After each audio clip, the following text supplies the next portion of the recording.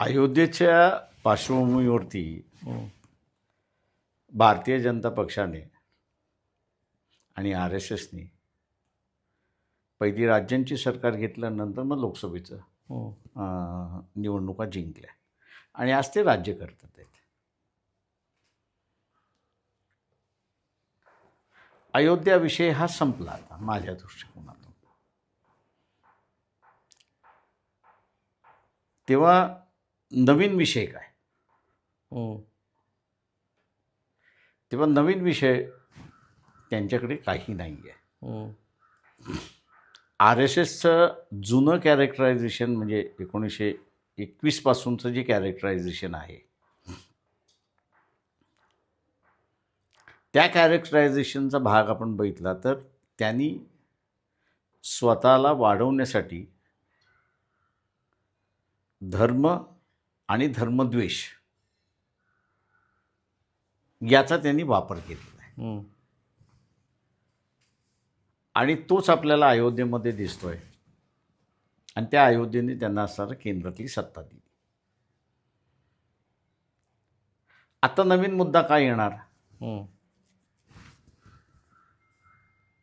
तर मागच्या काही वर्षापासून औरंगजेब आणि शिवाजी महाराज या दोघांना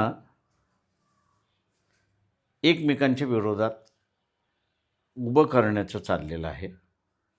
दोघंही राजे होते, एकमेकांच्या विरोधात लढले, परंतु ते राजे म्हणून लढले. आत्ताच्या ह्याच्यामध्ये त्यांना जे उभं केलं जाते ते औरंगजेब हा मुस्लिम आणि शिवाजी महाराज हा हिंदू अशा रीतीचं नॅरेटिव्ह देऊन त्यांनी त्याला पुढे संभाजी महाराज जोडलेला आहे. का शिवाजी महाराज आणि औरंगजेब यांच्या लढाई झाल्या, त्या बरोबरीच्या झाल्या. तिथे असणारं औरंगजेब ना शिवाजी महाराजाला हरू शकले ना शिवाजी महाराज असणारा आपलं राज्य औरंगजेबला असणारं जिंकू दिलं, अशी असणारी परिस्थिती.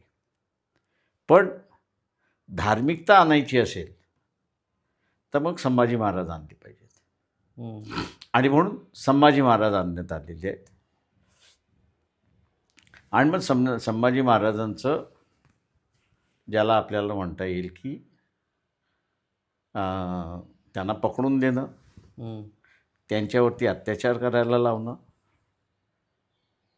आणि त्या अत्याचाराचं असणारं अत्यंत क्रूर होते, नाही असं नाही, पण त्याचं आत्ता असणारं धार्मिकतेने त्याला असणारं बघायला लावणं लोकांना, अच्छा, हा एक पॉलिटिकली आहे असं मी त्या ठिकाणी मानतो.